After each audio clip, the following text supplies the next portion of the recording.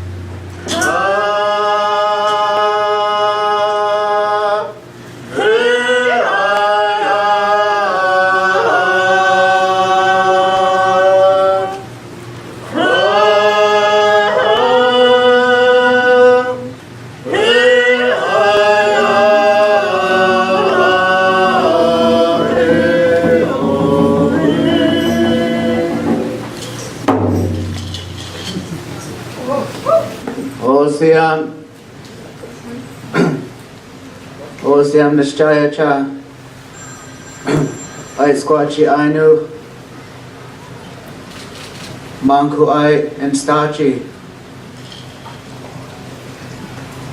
Good afternoon, friends and relatives. Today's a good day today. We're glad you all have arrived here on Clallam territory. Alaikum Sinsna Ch'ekwa Nusklaiam. My name is Jonathan Arakau. My Indian name is Alaikum. I come from the Lower Elwha Clallam tribe. We'd like to welcome you onto the village of Tweetson, meeting Inner Harbor. I'd like to thank all of you for taking a stand that you've made to honor and protect Mother Earth. It's not only us as Native people that need to take care of this work. This work pertains to all of us as one people. There's a legend told by one of our elders, Ben Charles Sr. of Muyuchton, the sleeping giants beyond the point here. She said, if you don't take care of this land, she'll reawaken one day into a form of an earthquake. I want to encourage all of you to continue to tell your story, continue the fight you've made to protect Mother Earth. Continue that work. Each voice matters in this issue regarding climate change. I want to thank all of you for coming here in one heart, one mind. So when we come as one people, we're going to be just as stronger.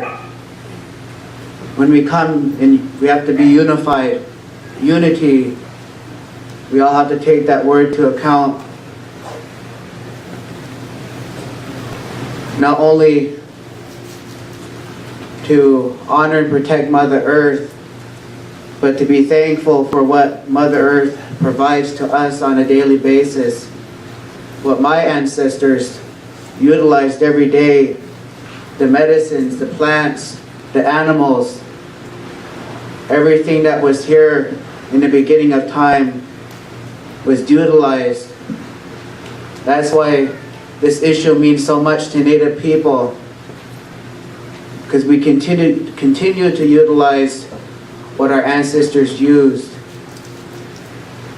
Once again, thank you all for coming here, and welcome on to Clallam territory. Oh, Hodgson, thank you. Hi, I'm Diana Somerville, and I'm here to sort of keep things rolling, I guess. But I wanted to take a moment to emphasize how wonderful it is that we have the tribal people with us today. It's acknowledging what is too often forgotten here, that this is indeed Clallam land, that the indigenous people are the ones who have been leading this fight in ways that you may not be aware of. How many times groups like the Indigenous Environmental Network have appeared at the United Nations? How many ways they have led discussions to try to bring people into a right relationship with Earth, and it is an honor to have them with us today.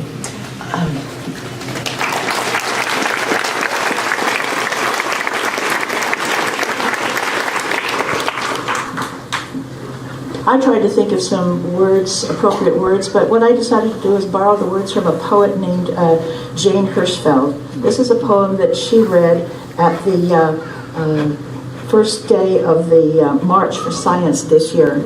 It's called The Fifth Day. On the fifth day, the scientists who studied the rivers were forbidden to speak or to study the rivers. The scientists who studied the air were told not to speak of the air, and the ones who worked for the farmers were silenced, and the ones who worked for the bees. Someone from deep in the Badlands began posting facts. The facts were told not to speak and were taken away. The facts, surprised to be taken away, were silent. Now it was only the rivers that spoke of the rivers, and only the wind that spoke of the bees. while the unpausing factual buds of the fruit trees continued to move toward their fruit. The silence spoke loudly of silence, and the rivers kept speaking of rivers, of boulders and air. Bound by gravity, earless and tongueless, the untested rivers kept speaking. Bus drivers, shelf stockers, code writers, machinists, accountants, lab techs, cellists kept speaking. They spoke the fifth day of silence.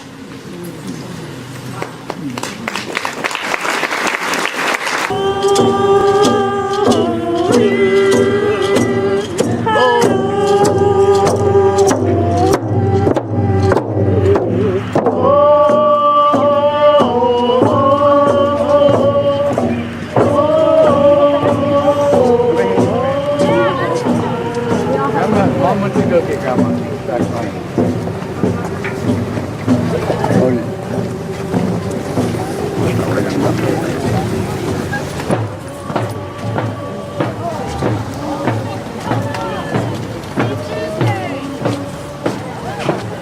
Oh, good.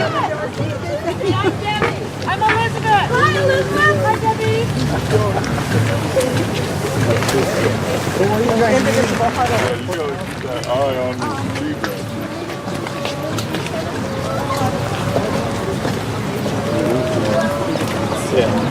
Thank you, one and all.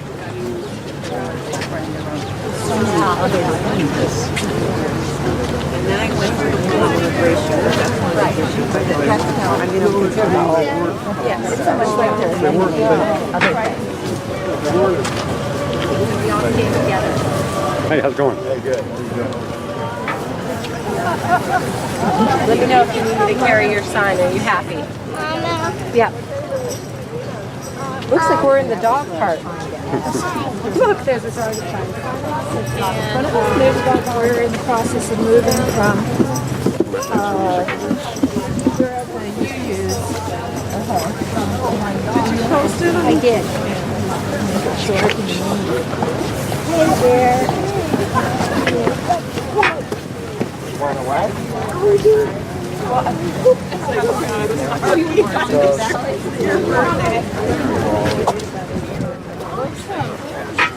Beautiful. I'm trying to sneak out of the frame. Say hi, Benjamin. And is that today? No.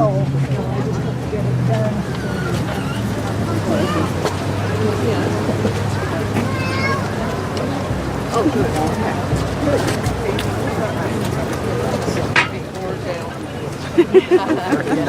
Before and after.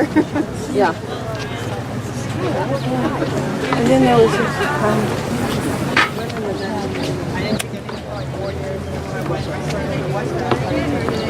There, you can leave the interest in what you want. See if you can get everybody else to yell too. You gotta yell.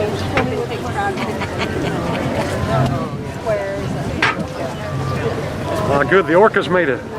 Indeed. So far. we started with. Yeah. Yeah. So what you guys are doing now? No, that he said, be careful out there. Kind of wood. Black wood.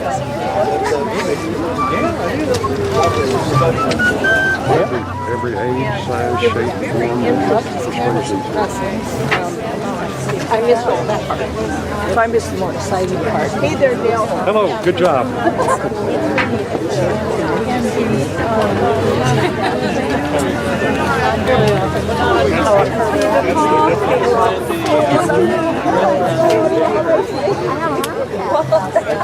It just kind of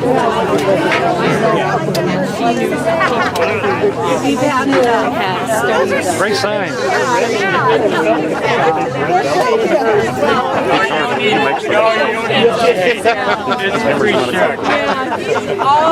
always ready to go.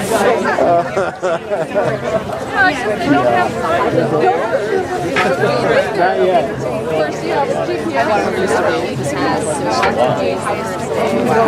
All right.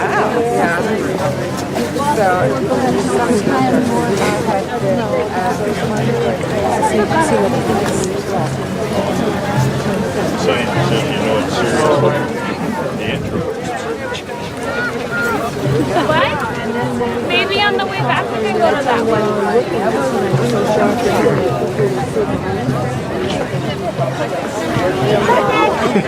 Which is terrible.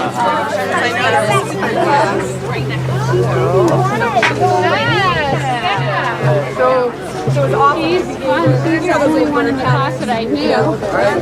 They're like little counters. We love our world. Time for change. Hi there. Hello. It's time to impeach Trump before he kills all of us.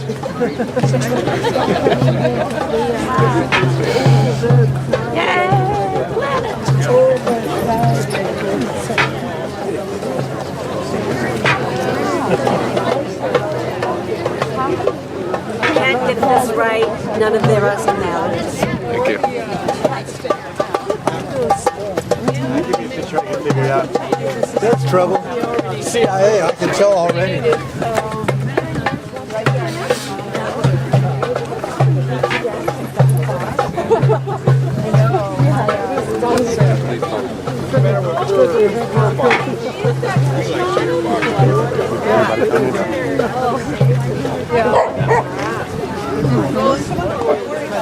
Hey, you married? It's high time for the United States to take a lead on climate change instead of being the major culprit.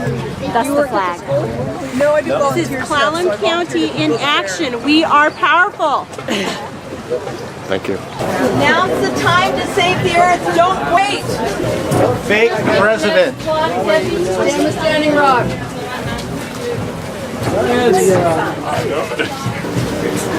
Actually, science does work. This is your planet too. Office of Science. You're out of your league, Donnie. Listen to the scientists. Man-made climate change. Fossil fuels for the fools. Took 2 years to get rid of Nixon. Are you Donald? Are you Donald? Jason! This is our mother. Just leave us alone. Orcas against ocean acidification. Climate change is not a hoax. Welcome to your 100th day. We will not go away. Welcome to your 100th day. We will not go away. Trump! Hey, go away, Trump. Give Earth a chance. Hi. Glaciers don't care what people believe, they care about facts. Donald, you fool. Give up and go home. Go home, Donald.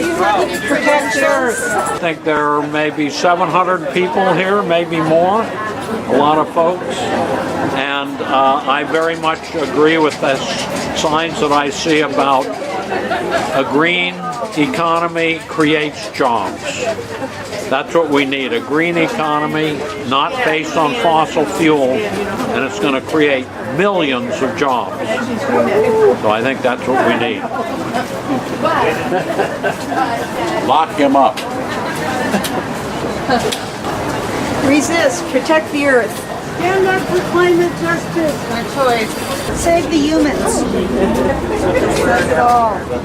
We'll just Time to start saving the planet. Too bad we didn't see any city council members here. Save the planet! Save Mother Earth.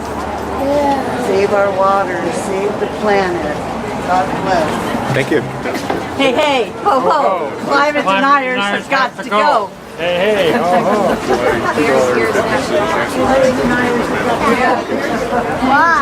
Hello. We just got done traveling in the desert Southwest, and we want to make sure that Bears Ears National Monument continues to be protected, as well as all of the other national monuments. Facts, not fiction. Climate science matters. The great thing about science is it's true whether you believe it or not. Tell our governments here on the North Peninsula that there's a lot of people who are concerned about climate change. Thanks. Not one of them.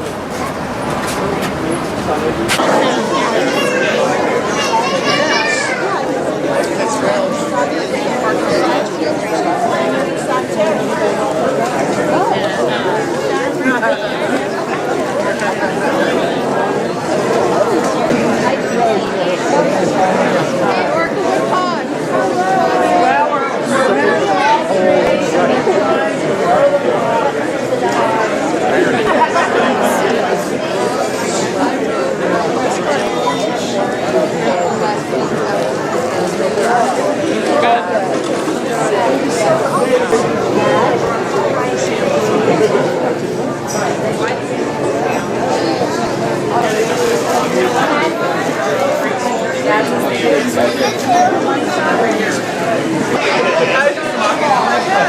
I was trying to tell you guys, wait, the light's red, and he kept going. It was like, okay. There was no hearse. So we should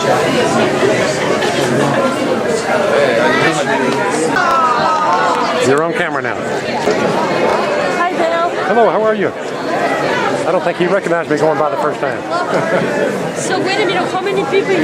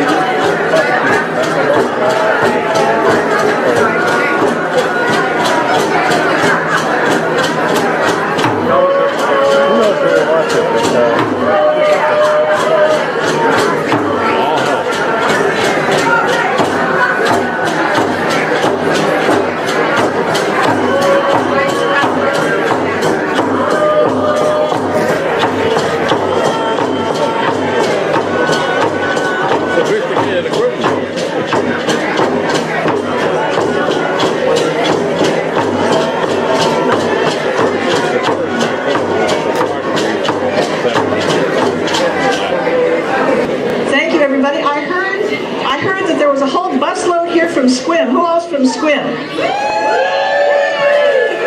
job, yay! Yeah. And I heard we had lots of people from Jefferson County. Who's from Port Townsend?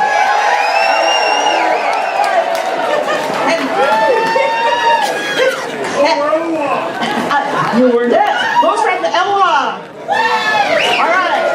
Who's from the Macaw? All right. All right. Good job. And I would like to acknowledge the orcas.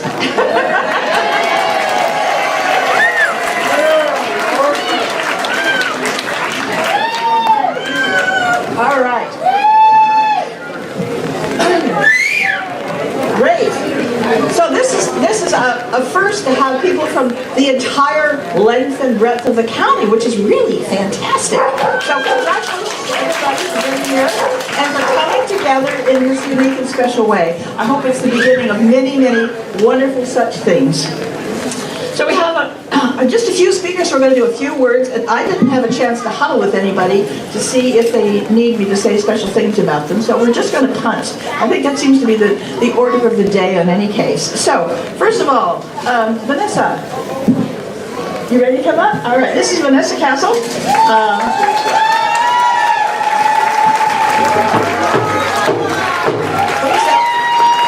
Big fans of Vanessa because you knew she was at Standing Rock, right?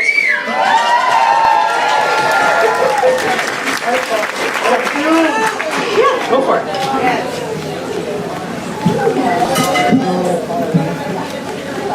Huntington is territory. Yampton's Snob, everyone is playing some. Hello everybody, thank you for coming. My name is Vanessa Castle, or Yampton, which means strong woman in my language. And I come from the lower Elwha Clallam tribe. I have a few notes on my phone, so I just want to make sure I hit these points, so excuse me for having my phone up here.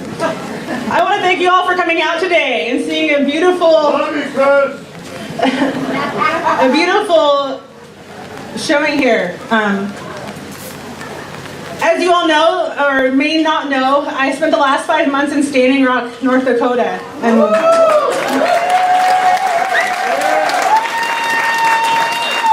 I wanted to let you know that, the fight at Standing Rock was not just the Native Americans versus the oil company. It was humanity versus the government, which was protecting the oil companies. I thank you for coming today because this is what it means. We have taken the fire that has burned inside of us at Standing Rock and brought it to every corner of the United States to keep that fire going, to stand up against environmental injustices around the world.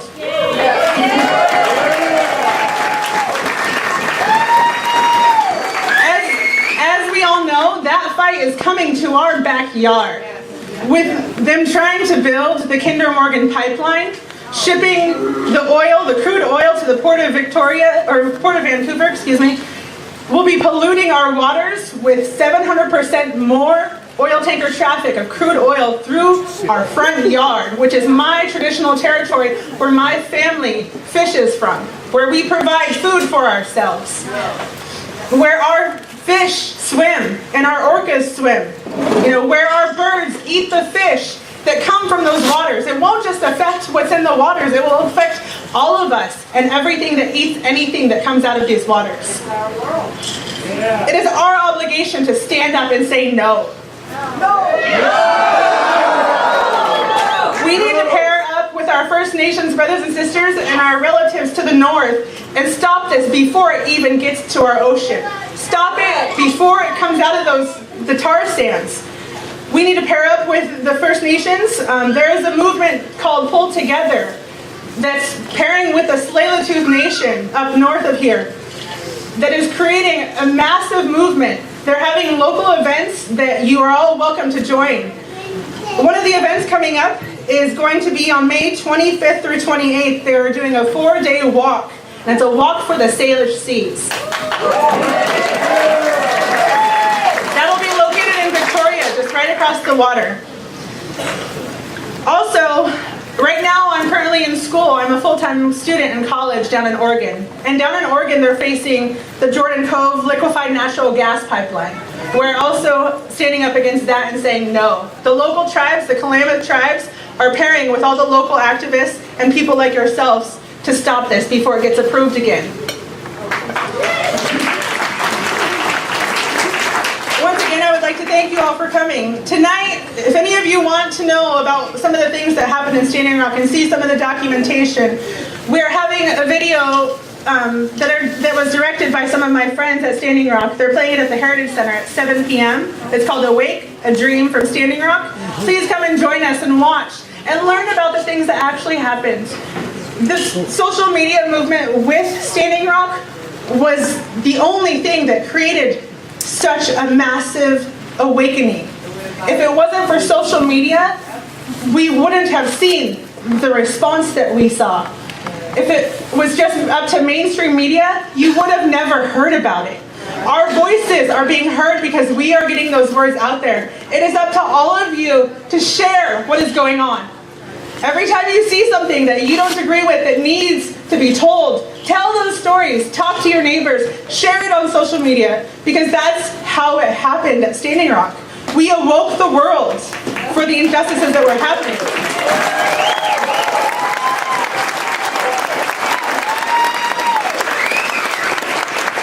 I thank you all for coming out, and please join with us and stay woke.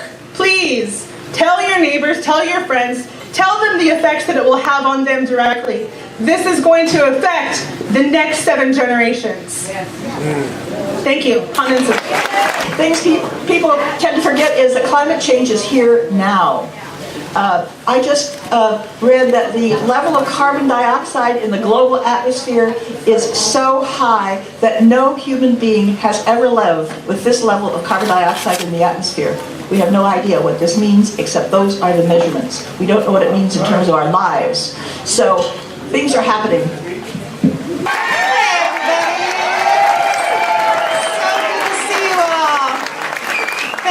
Being here. Thank you to the Elwha for sharing the beautiful lands and waters here with us. I need to bottle up some of this energy here today because I am going to speak with Congress this coming week in DC. So let me just soak this up for a minute because we have a strong message to send, don't we? Yeah. We want to tell them that the future of our communities matters more than short-term profits, right? And we want to tell them that it's not just our environment that's at risk, but also that we're taking huge hits to our economy and our rural populations, and that vulnerable populations are most at risk. So carry that message with me, please. We know it needs to be heard. So I spent about a year and a half working with many of you, about 200 people in our regional communities, wrote a climate change preparedness plan for the North Olympic Peninsula. And I encourage you to look it up online if you haven't seen it already. And I'm going to share today with you some of what we found. First, I'd say we learned that the peninsula here, our residents are deeply connected to the environment. Whether it's transportation or jobs or recreation, drinking water, electricity, we're dependent on all these tenuous systems in a very, very intimate and fragile way.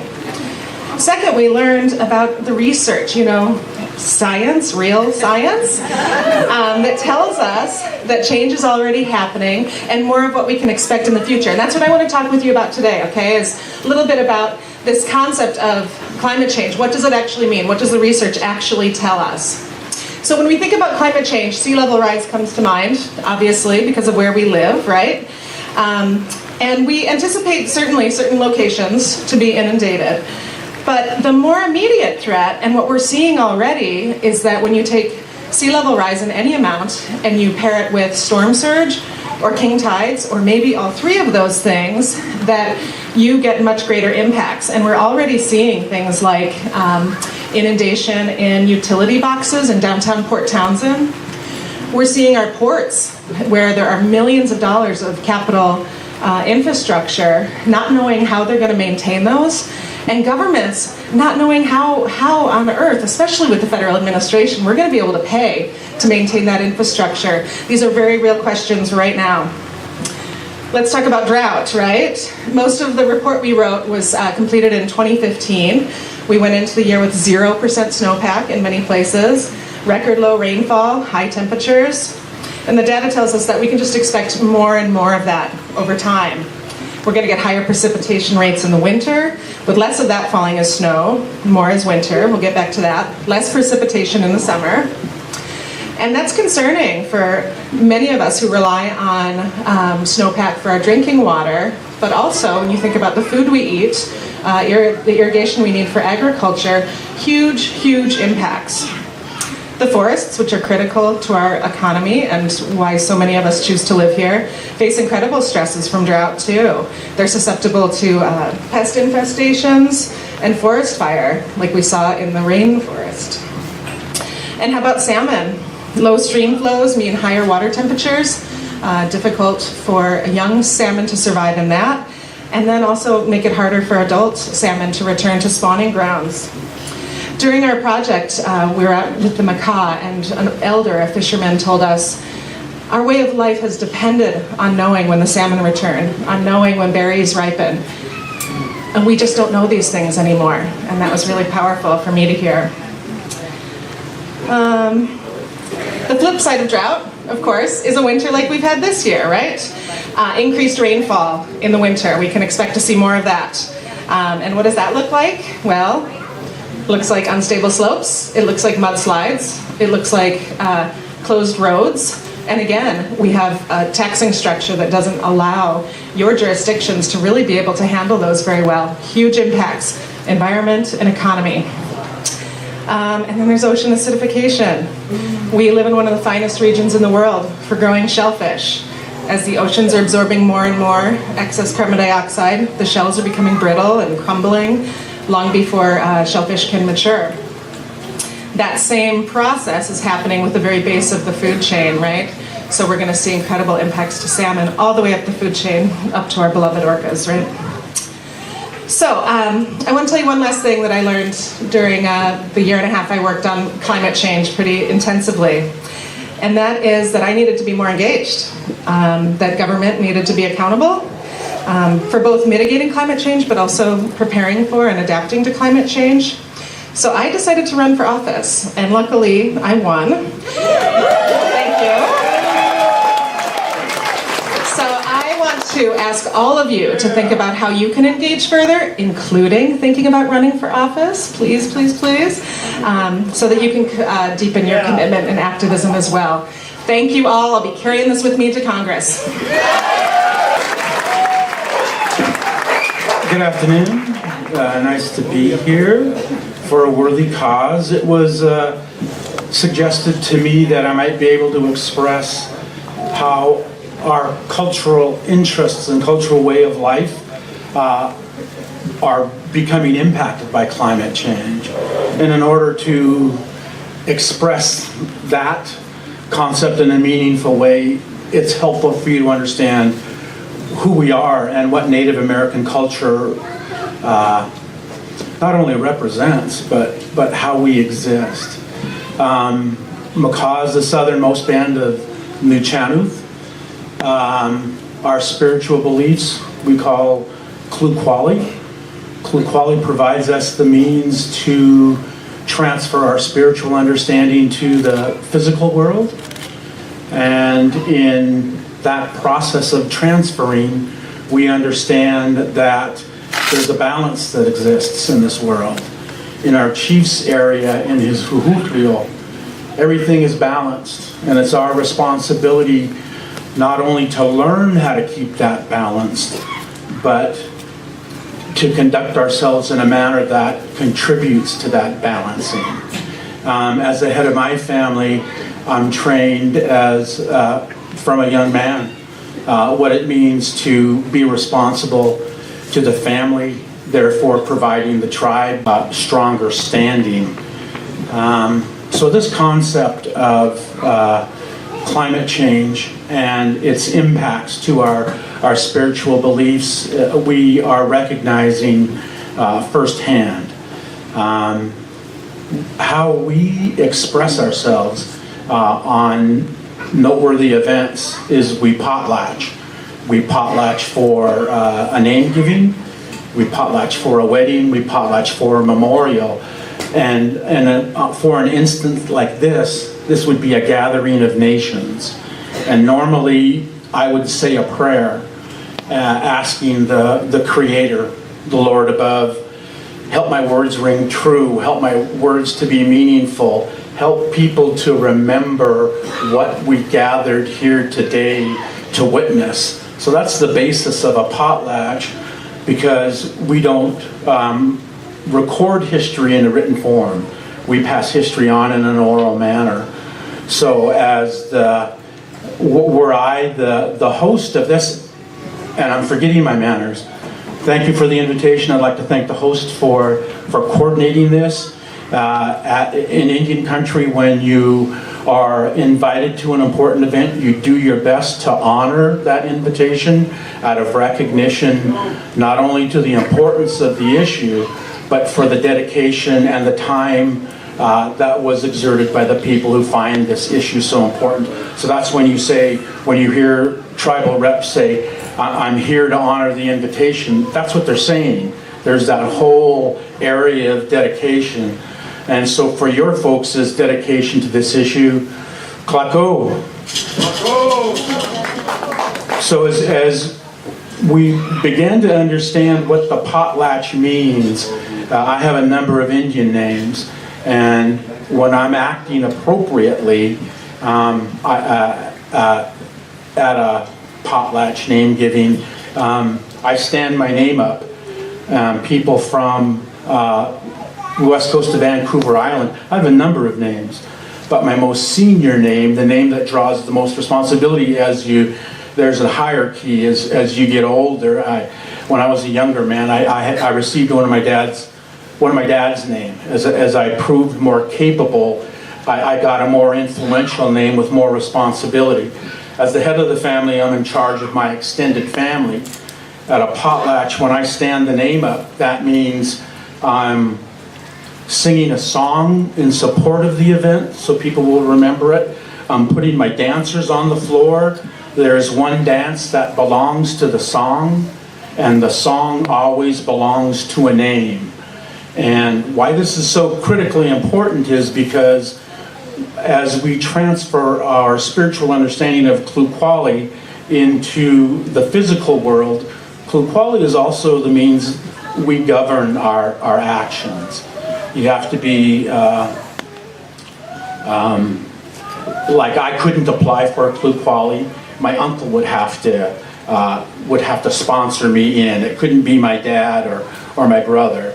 And so there's a social control to this. If I act inappropriately, the Club Quali or Council of Elders, they don't go after me, they go after my uncle. And so that there's more motivation for me to act more appropriately. But why this is so important is because I'm beginning to express to you the sense of how important potlatch is to us, how we view the world in an interconnected manner, and that is our spiritual belief. We believe that in our dances, for example, I don't know if you folks have been fortunate enough to see a mask dance or a wolf dance, when our dancers dance with a mask that looks like a wolf's head. And when we get to the edge of the dancing floor, we have our dancers on the side are female, and they're called sideliners. And the reason they're there is because they're keeping the spirit or the medicine of our transformation, they're keeping it pure, they're keeping it holy, they're not letting outside forces into the dance floor to contaminate the dance floor. And when our wolves get to the edge of the dance floor and they spin around and they come back and they go into back to the other direction, they do that for two reasons. One is they ran out of floor to dance on, and the other is we're displaying to everybody, this is our power, this is how easy we can transfer from the spiritual world into the physical world. So that's why the dance floor will be blessed with eagle down, as an example. So the reason that's important is because in order to participate in a potlatch, the head of the family will not only put his dancers on the floor with his singers and his sideliners, everybody in the family has a responsibility. So it's a socio-economical mechanism that provides us the means to conduct our cultural interests in addressing a very important event, and such as this. And so that's why potlatch is so important to us. That's how we show our spiritual strength. We have mask dances, we have hamatsa dancers. A hamatsa dance is the family will make up a hamatsa dance, and they're inviting the wild man in from the environment, and they're showing to everybody, see how strong my family is. We can bring in, and I was taught that it's more than the wild man, it's the environment, it's nature. We can control nature when we conduct our business appropriately. See, here's the proof. And that's how all of this, when you see the dancing, and it's easy to understand when you go to, potlatches can last for 2 days. It was the popular author Sherman Alexie's would say, one of the most frightening things I ever heard at a potlatch was when somebody hands a microphone to a tribal member and the tribal member says, "Thank you for this opportunity. I only have a few words I'd like to share with you." So for Sherman Alexie's, that's good stuff. So I'm establishing this cultural perspective, this cultural foundation of who we are. And now I'm going to start shifting gears here. That cultural application or understanding provides the foundation of how at Makah and with other tribal governments we're able to declare ourselves sovereign and indigenous to the area. And in our treaties provide us, we reserve the right to be Makah. And we went to the federal government, actually they came to us.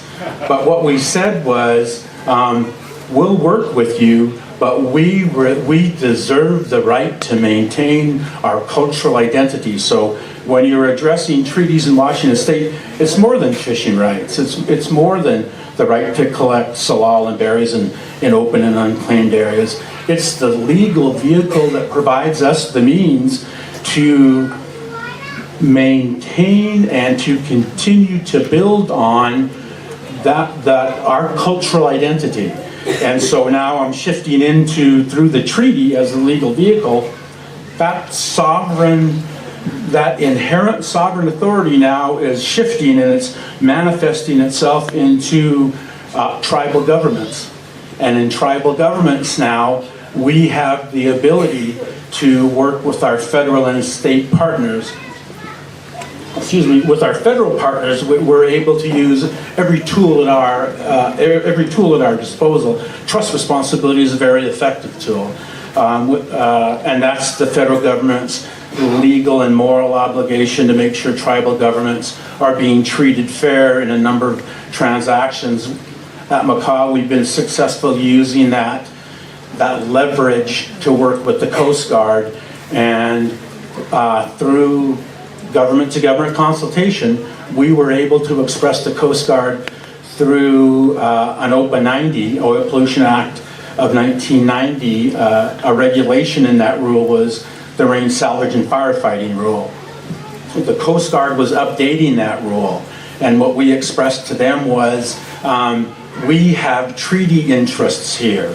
And so we worked through the rulemaking. As the Coast Guard published the rule, they only calculated cost to business to implement the rule. And so we introduced to them your derelict and your trust responsibilities of the Makah Tribal Council by not including potential damage to the environment. So they had to, as we helped them learn that lesson, they had to readjust their focus. And as it turned out, the Coast Guard headquarters called us and asked us, just as we were moving into the final rulemaking, what can we do to address your interests? And we expressed, put in the words treaty rights and trust responsibility in the rule, and we'll take it from there. And what came back to us was, Congress will never pass that language. It empowers tribal governments too far. But what we will do is, if you can take this issue to your state capital and pass a state bill, we will not view it as an effort to preempt federal authority.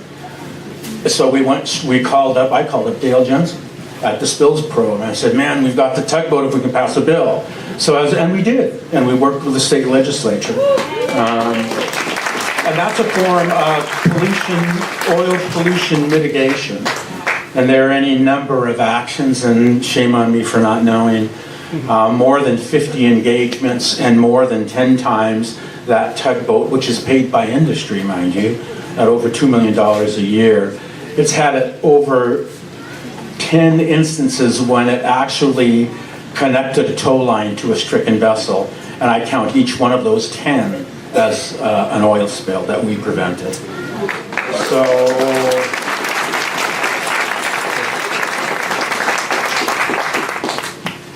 what I'm hoping to help you folks understand is when we talk about impacts to our cultural way of life and impacts to our traditional practices, at Makah we have a robust cultural awareness. I have a whaling name, and that may not be very popular here, but what I'll tell you is that whaling name is over hundreds of years old.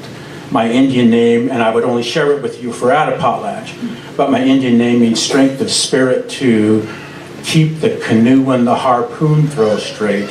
And so this is fair. I'll close with this. My dad did a lot of work on working with the tribe to reconvene our whaling rights. And we believed at the zenith of our quality, at the peak of our spiritual understanding and influence, we believed once we proved worthy and once we proved capable physically and spiritually, we believed that the whale understood we were worthy. And then the whale would, in communicating with us, the whale would say, "Here, take my spirit, let my spirit carry you, take my body as sustenance to your people, keep Makah strong." And so I asked my dad, if we believed we can communicate with the whale in those days, if we believed that the whale knew how to talk to us, why can't we do that anymore? And my dad looked at me and said, it's because the ocean isn't healthy. The ocean can't act as that medium to deliver that spiritual message. And I've suggested to our tribal council, maybe what that means is we have to work harder to get the oceans healthy before we can get to that point of holding our head up to say, the best of what we did, our best of our best, our spiritually pure warriors were our whalers. There's a story about a Canadian chief who took hundreds of whales. And I hope I don't offend you. This is just our perspective. And so this is something how we can all learn, because the Northwest is so diverse. I mean, it's easy to take up the cause against the Dakota pipeline and say, we're standing for tribal rights because they did it. But when it's a macaw whaling issue, it's like, damn, those guys are savages. So my point being is, in order for us to keep this balance of quality, you folks have a responsibility as well. We're reaching out. And the end goal is this balance. The end goal is, that's the only way we're going to address climate change. So I've gone on long enough. Hi folks. So wonderful to be here, although I must admit I have a couple tough acts to follow. I was asked to come today and I'm honored to be here to kind of speak a little bit about what can we do. There is so much. But the first thing I want to say is kind of following on what Kate was saying on how heartening and enriching it is to come out to one of these events. This is one of the things we can do and we will keep doing. We are not going anywhere. We are building our strength. We are energizing each other. We're inviting in our friends and neighbors, and we're going to get this done. Period. So thank you for being here today and bringing your good energy, because when I say it's good energy, every time I come to one of these events where we're talking about these travails, I think every one of us has a bit of anger in us when we're looking at what's happening, some disappointment and anger. But I think most of us are here for love, out of love and the passion for what we know needs to happen, and that we're not going to let anything stop us from making sure the right things get done. So again, I thank you for being here, and I invite you to bring in your friends and neighbors to this conversation and this action. So I can talk a little bit about the foundations of what we've done, and from a government perspective. Kate spoke a little bit about what we've done at the county level, and the county and the city and Jefferson County and Port Townsend came together back in 2006 and passed a resolution saying this thing is real, we've got to beat it, and we're going to reduce our greenhouse emissions by, 90% below the 1990 levels, the whole thing that you've heard from all the different agencies out there. And we are working on that, and we are making strides. And we started with trying to get government to lead the way by cleaning up our own home. Government has a role. We have buildings, we have cars, we have facilities that could do a better job, and we're chipping away at that. We've improved some of our facilities to reduce their energy use. We're looking at using electric and hybrid vehicles, etc. All the things we all know we need to do, but that's a small little piece of the pie, and you all know it.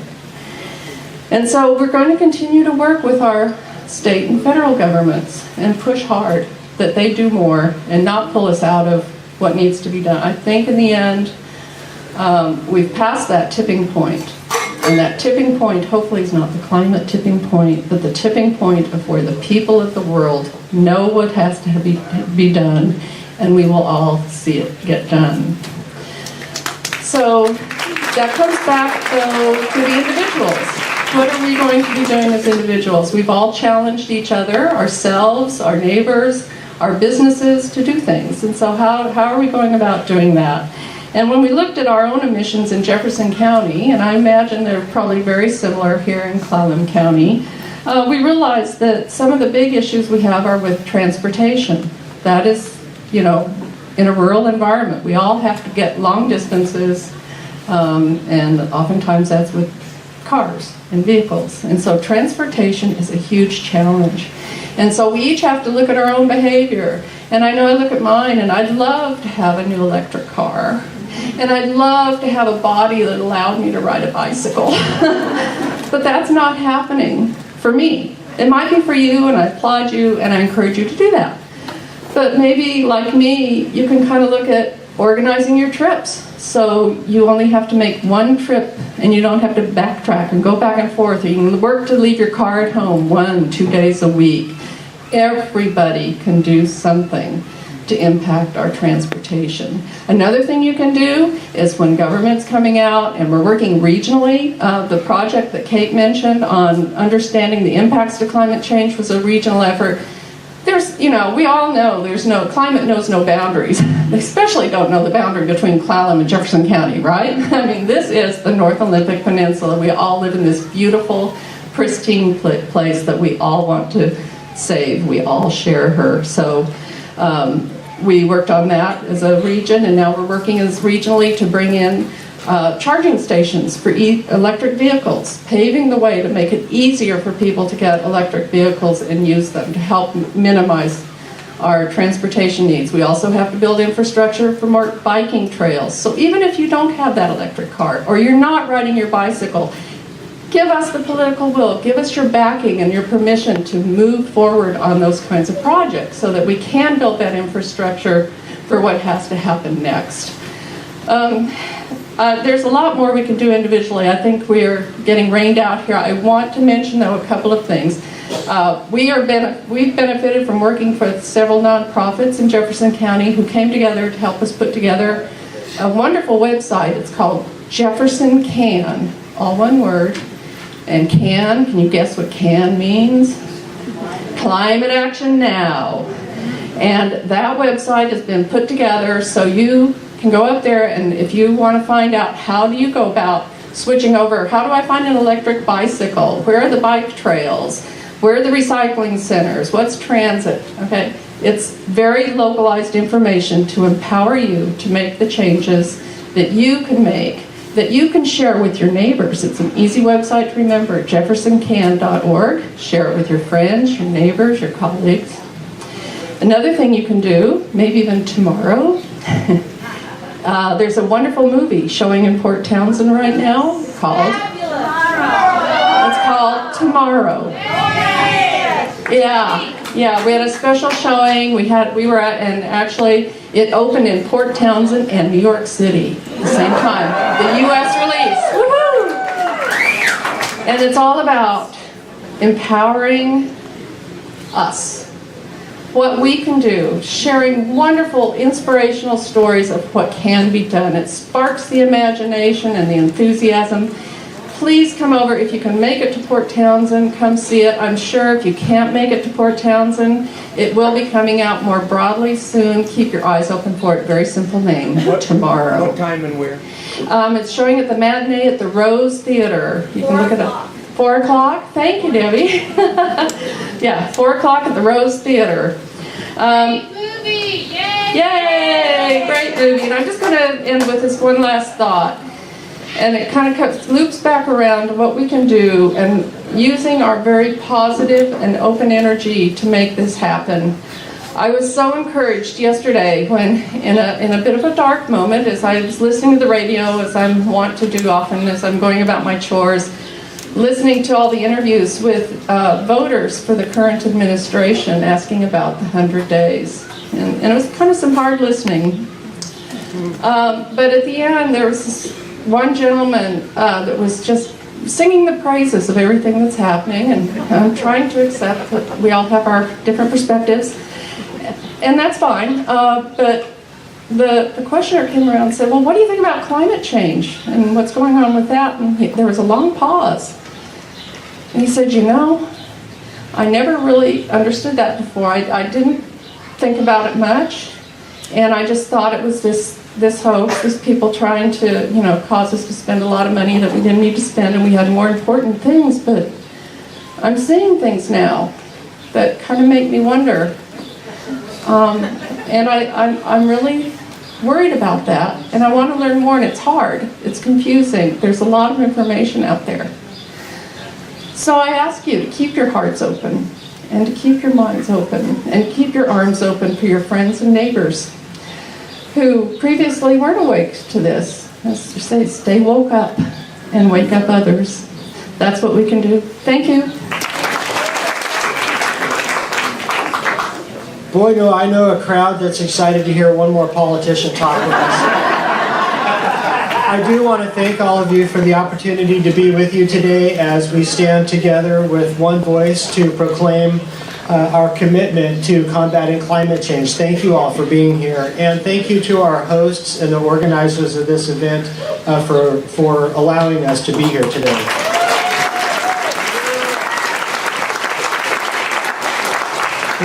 Climate change was the surprise topic of my campaign for office in 2015. We got asked about it at every campaign event and debate, so it is no surprise to me to have seen such a good turnout at our event today. It's really fantastic to see. I remember a line from a movie. I'm pretty sure that it was Vanilla Sky, and it goes something like this. The answer to 99 questions out of 100 is money. You know, having listened to our other speakers today, I have to say that this certainly is not true in every cultural context, but it is true in the general American cultural context. And because this rings all too true, I'm going to spend my few minutes today talking a little bit about how climate change interrelates with our local economy and how they can work together. Let's begin with one of the most vital and growing segments of our local economy, and that is organic agriculture.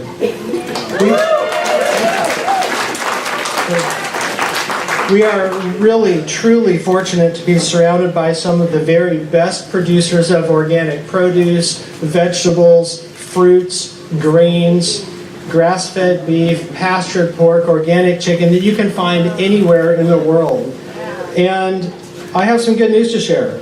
By taking advantage of this abundance, not only are we doing well for ourselves, not only are we helping our economy, but we're actually helping to combat climate change as well. We know that large-scale conventional agriculture is not good for the environment. Its heavy reliance on fossil fuels exacerbates climate change, and overall, food production is responsible for 29% of the greenhouse gases that are emitted worldwide. So every person who makes a commitment to buying local organic produce is making a difference with regard to climate change. But you know what? It gets so much better than that, because organic agriculture actually has the power to combat climate change. Organic farmers' use of cover crops, crop rotations, and compost adds organic matter to the soil, which in turn sequesters carbon. And furthermore, organic farming practices tend not to disturb the soil, so the carbon that's sequestered tends to stay there. We can make a huge difference by doing very little different than what we're doing now. A recent study by the Rodale Institute titled Regenerative Organic Agriculture and Climate Change shows that data from farming systems and pasture trials around the world indicate that we can sequester more than 100% of the carbon that's emitted each year. I said more than 100%. That means that just by changing our practices to organic agriculture around the world, there's a good chance that we can not only arrest climate change in its tracks, but actually start pushing back. Organic agriculture alone has the power to potentially reverse the greenhouse effect. Organic agriculture, sustainable agriculture, plays a really important role in our local environment as well, or our local economy as well. Local farms ship seeds across the country. They sell grain to national processors. They grow and sell vegetables across the water and across the peninsula. In addition to the multi-million seed and grain and vegetable operation that's Nash's Organic Produce in Dungeness, there are dozens of organic farms across Clallam and Jefferson counties that employ hundreds of people, as well as supporting a variety of ancillary industries, independent grocery stores, marketers, print shops, bookkeepers, and many more. But as it turns out, organic agriculture is not the only industry on the peninsula that helps to combat climate change. Right here in Port Angeles is home to what's known as the Composite Recycling Technology Center, or CRTC. Yeah. This is a facility that takes scrap carbon fiber from the aerospace industry, removes it from the waste stream, and recycles it into new products. Now, I really wish that all of you could have the same chance that I've had to walk through that door and look at the future of Port Angeles, because it is tremendously exciting.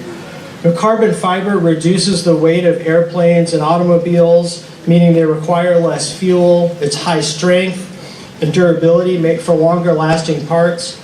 But carbon fiber is incredibly energy intensive to produce. And a large portion of it right now goes straight to the landfill. So, it's really a mixed blessing at best in terms of the environment.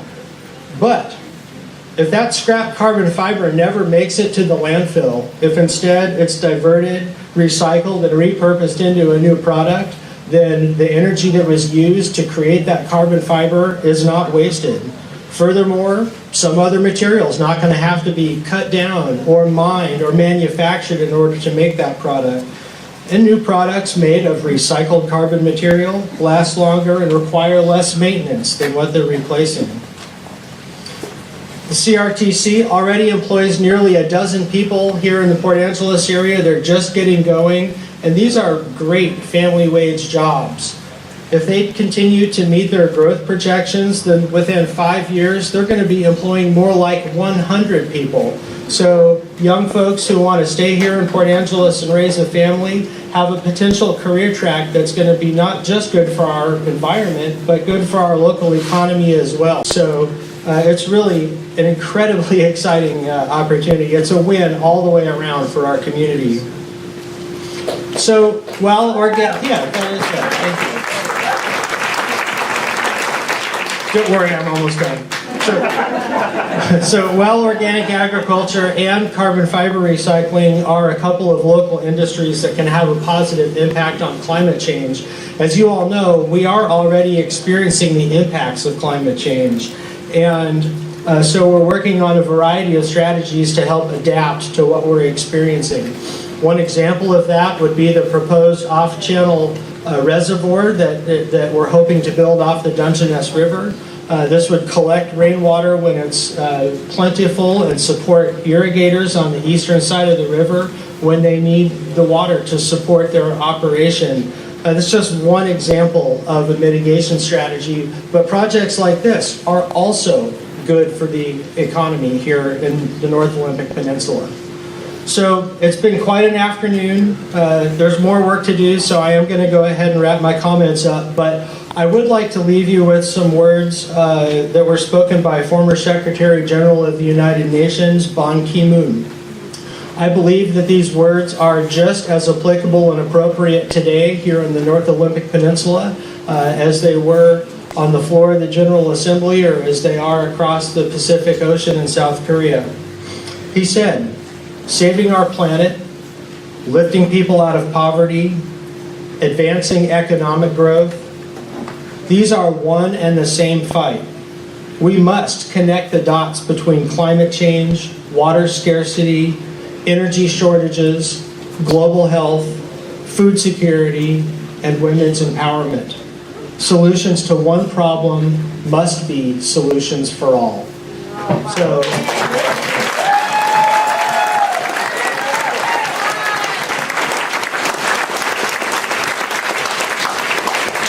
with that, I once again would like to thank the organizers. I would like to thank all of you for being here, and thank you for all that you do to make a difference in our community every day. Thank you. Thank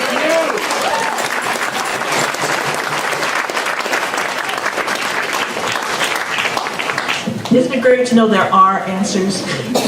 Yes, and we have some of them right here, right now.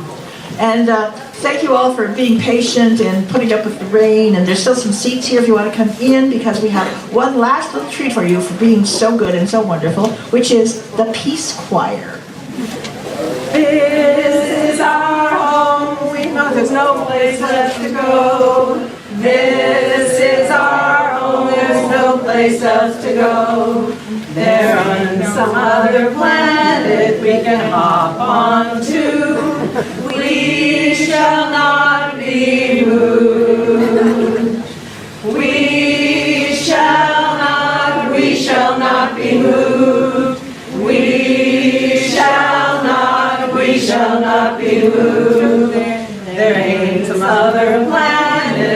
we can hop onto. We shall not be moved. This planet is our mother, we shall not be moved. And now she's got a fever, we shall not be moved. There ain't some other planet we can hop onto. We shall not be moved. We want to see her healthy, we shall not be moved. But enemies are wealthy, we shall not be moved. There ain't some other planet we can hop onto. We shall not be moved. We shall not be moved. We shall not be moved. There ain't some other planet we can hop onto. We shall not be moved. If big oil gets its way. Some of the lyrics don't quite fit. If big oil gets away, we shall not be moved. Our kids will surely pay, we shall not be moved. There ain't some other planet we can hop onto. We shall not be moved. Don't want the distinction, we shall not be moved. To cause the sixth extinction, we shall not be moved. There ain't some other planet we can hop onto. We shall not be moved. We shall not be moved. We shall not be moved. There ain't some other planet we can hop onto. We shall not be moved. The truth is inconvenient, we shall not be moved. But there's no way around it, we shall not be moved. There ain't some other planet we can hop onto. We shall not be moved. In this most crucial hour, we shall not be moved. We must speak truth to power, we shall not be moved. There ain't some other planet we can hop onto. We shall not be moved. We shall not be moved. We shall not be moved. There ain't no other planet we can hop onto. We shall not be moved. It's worth our best endeavor, we shall not be moved. We all must fight together, we shall not be moved. There ain't some other planet we can hop onto. We shall not be moved. We shall not be moved. We shall not be moved. There ain't no other planet we can hop onto.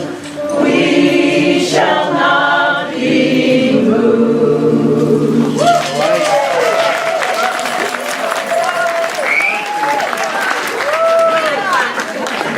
So one last thing I'm going to do here is finish with all we are saying is give Earth a chance.